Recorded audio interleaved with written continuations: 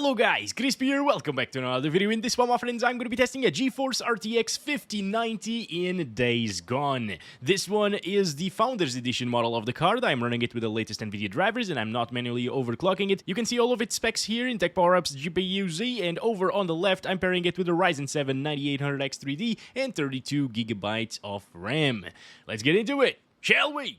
Here we go, let's go over the settings first. I am starting at the 4K resolution. We're also going to test this one at 1440p, 1080p, and 8K, and possibly 16K as well, since this game runs very well. And on the graphics settings, I am using the maximum settings aside from motion blur and chromatic aberration. Let's do this. Oh, hello there! It's a beautiful day here in Days Gone. Look at this. Look at how smooth that is as well. 200 plus frames per second. That is just insane, dudes. Oh my goodness. Alright, let's go down there actually. Start counting the FPS as well, and I have been running the game with 60 FPS locked all of the time up until now that I'm benchmarking it, you know. And I haven't seen a single stutter with 60 FPS locked. So if you lock your FPS to like 120 or something like that, it's going to be buttery smooth. But if you run unlocked FPS, as you can see there in the frame time graph, sometimes there is a little spike here and there. But I'm gonna keep on running it with unlocked frame rates because, well, this is a benchmark video. We need to see that GPU utilization at 99% all of the time to be able to see what it's capable of fully. Let's go refuel the bike. There we go. We're feeding Roach, basically. The Roach of this game is your bike, of course. Okay, so I think going in that direction is not going to be a choice, guys, because the mission will start and we can't ride the bike anymore, so I'm going in this direction. But I really want to go to the forest area of the map, because that's where it's going to drop performance by a bit more. You know, it's just the desert part. It's not intensive. We're seeing a lot of vegetation still, but it's like Forza Horizon 5 vegetation in the areas that it's not forest. That just came to mind because yesterday I made a Forza Horizon 5 video. Anyway, let's keep on going here. 200 plus on average. It's just so good. It's probably one of the UE4 titles that runs the best. There's no DLAA or DLSS at all, or upscaling, frame generation. It just works right off the bat with insanely high FPS, at least for what we are accustomed to, you know, these days. We're not used to seeing 200 plus frames per second in recent titles, right? At all. It's more often than not like 60 FPS, 70 FPS, sometimes 80 FPS with the 5090 at 4K native resolution if you bump up all of the settings. I'm sorry, sir. He was just sleeping there, maybe. Oh, there we go. We finally arrived at the more intensive area and more beautiful one at the same time. Yeah, this is the greenery is just beautiful here in this game. Look at this. I guess YouTube compression is gonna wreck everything, but still, guys, there is so much detail. Those little stutters are starting to annoy me a little bit, actually, not gonna lie. But again, those would be gone if you just lock the FPS to like 120, for example, which is going to give you an amazing experience. Still very buttery smooth, of course. Lower power consumption as well, which is very important with the 5090, because consuming 500 watts plus, or 550 watts plus right now, is a bit too much, in my opinion, for a graphics card, for gaming at least, you know. Some aspects of this game don't look all that amazing and impressive, you know, like this water right here, for example. But the overall presentation, guys, is just beautiful in Days Gone still, and it plays so well. You know what? I'm kind of wanting to go back to like a GTX 1650 and try it here in this title as well, because I bet it will run it buttery smoothly still on a 1650 with good graphics at the same time. Actually, I remember playing this game on a GTX 580 from 2010. It was still playable. It's crazy how intensive games are these days and how not that much better they look. Okay, let's fix this, guys. I found some scrap metal. Okay, good stuff. And I also found some fuel. Let's refuel the stuff. There we go. Drink it, Roach, drink it. Let's get out of here. Going up. Oh boy, what is this place? Okay, maybe there are some survivors around? I'm not sure. This is my place to rest, I think. right? Yeah, I think I slept here once or twice. I'm hearing some zombies. Am I not hearing some zombies? Yes, there's one zombie over here. All right. Zombie, you look ready to be dead? Yes, you are. Good stuff. Wow, just look at the view here, guys. Damn. That is good looking. Wow. Wow. There's so much detail as well, and the LOD is great. I see some shadow popping sometimes while riding the bike, and some vegetation popping as well, but it's so nice. Look at that. At this point, I don't get the need of using UE5 in every new title. Like, UE4 just holds up so well, as you can see. It's nice to be back to a well-optimized game, that's for sure, after testing so many recent titles that are completely broken, like, for example, Oblivion Remastered. Oh my god, the stuttering though, yeah, again, if you lock the FPS, it's going to be fine, so do that when you're playing the game. Oh boy, I didn't think he was gonna hit me like that. Okay, let's go. Hello there, kind sir. Thank you. All right, where is the guy? Can I see him? I don't think so. Oh boy. Okay. Oh, stop it. Oh, he's really far away. Stop it. Heal. Ooh, boy. I almost died there. There he is. There we go. I got him. The bastard. This is Bob, for sure. As I was saying as well, come on. Goodbye. Oblivion Remastered, a UE5 title that I recently tested on the 5060 Ti. That game just... Oh, they were killing the guys. Oh my gosh. Oh, the poor people. No way. I'm so sorry. Oh, I couldn't help more of you. I mean, I could, but I didn't notice what they were doing. Oh, this is terrible. Textures look amazing. And it's consuming 8 gigabytes of VRAM. With textures looking like this. Like, what the heck, dudes? What are modern titles doing? Especially Oblivion Remastered. With UE5. An engine that's a step up from this one. And that game, in my opinion, looks way worse. So it's probably about time that we test another resolution, right? We've seen it in the desert area, we've seen this in this foresty area with a lot of vegetation dropping down from 200 FPS, but it's just great. It's gorgeous, performs really well. Let's go to 1440p resolution next.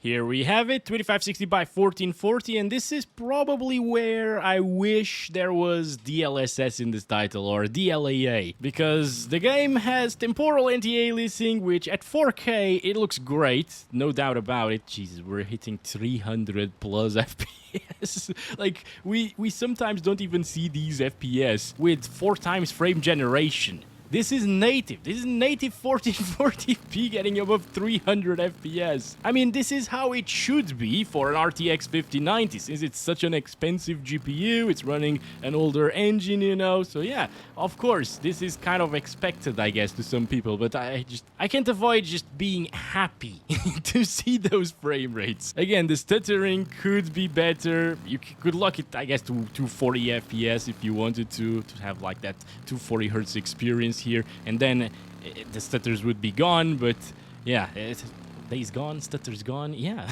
that works. Okay. This is crazy, it's absolutely insane. CPU isn't a bottleneck yet at 1440p, even with these super high frame rates, and yeah, spending $3,000 on a GPU or $2,000 on a GPU should definitely give you these frame rates in a lot more games. Stop it. Okay, here we go. More of them there. Come on. Stop. Reload. Come on. There we go. We got this. But yeah, this is crazy, guys. Now it's dropping into the 200s, but I mean, if you are into a competitive experience in Days Gone, you can have it here. It's a very high refresh rate experience. It's like competitive FPS, but the game is single player, so I'm just joking here, of course. No one is competitive in a game like this. I guess maybe people speedrun it. I don't know actually. But anyway, Let's stop it right there for 1440p. And let's drop it down to 1080p. Actually, I'm curious now to find the limits of the CPU. When is it going to become a bottleneck? Here we go, 1920 by 1080. Is the CPU a bottleneck already? Yes, it is! Okay, that was quick. I thought we would need to go down to like 720p after seeing 1440p so GPU bound, you know? Anyway, what's going on here? Oh, hell, why? I was about to help you. We should all be together, working together, you know, and surviving and stuff. Because it's all about survival. We are not... Oh, wait. This is not my bike.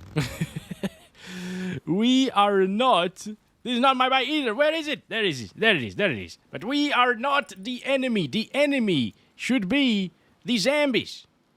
There are zombies everywhere. Can I grab the... Ooh, wait. Sabotage. No, I don't want to do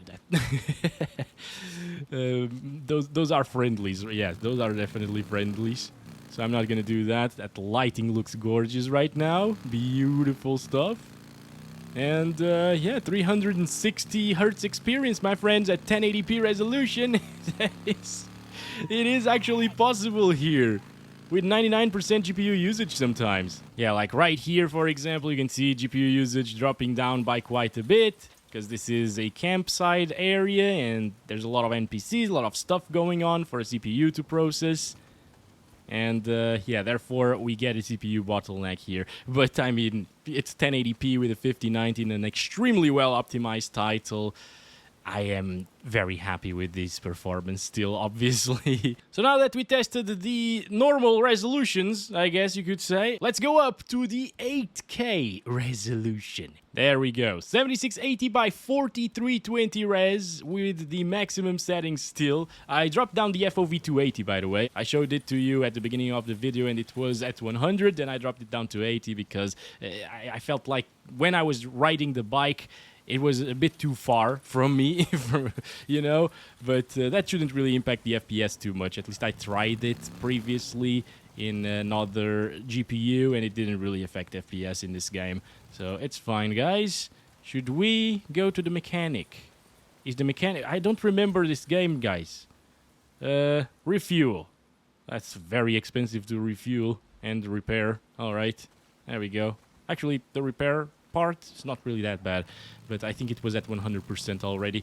Anyway, at 8K resolution, we're getting drops into the 50s. I did not see that coming, honestly. Yeah, 8K is super high of a resolution. It's basically 4K monitors running at the same time at full res. Alright, so extremely intensive, but usually you see less of a drop coming from 4K to 8K resolution native, you know. We were seeing 200 plus FPS basically, or 180 plus all of the time at 4K, and now we're seeing 60s. Also, because we're getting 60s, the game isn't stuttering. So basically that shows you that the best way to enjoy the game is, once again, with locked FPS, alright? Because it's going to be a lot more stable. But yeah, if you don't want to lock your FPS and play at 8K with a 5090, it also shouldn't stutter because it's right around 60 FPS. So, pretty good stuff here, once again. It was nighttime though, so I went back to this area because I prefer the graphics a lot more like this and to showcase it on YouTube as well, right? Let's go in the opposite direction now, that way, instead of upwards. Alright. Yeah, this is pretty solid still. You could drop a couple of settings here and there, or maybe the resolution scale slightly and achieve 60 plus FPS 100% of the time with an 8K monitor, which is pretty insane, once again, especially with this graphical fidelity. It looks beautiful. This game is really pretty, guys. Damn. Coming into this, I thought, surely Days Gone doesn't look as pretty as I remember, right? Because it's been a while since it came out. It runs UE4, not UE5. We've been used to playing games with newer engines and so on, but no, it looks insanely good still, and it performs even better than what I remember. It's awesome. Okay, so we gotta walk from now on, guys. We gotta walk because we ran out of fuel. Let's keep on going. I see some fuel signs on the map, though. Not sure if they're too far away. Oh. What am I hearing? Oh, it's a little kid zombie. It's a little zombie kid. I don't want this. I hate those. Those are the worst. Eat fuel. Yeah, look at this. It's super sharp at 8K resolution as well. It's just a marvelous experience, my friends. Oh, yes. It definitely is. I'm very slow with this thing. All right, I'm just going to run around. The video is probably about done at this point, you know.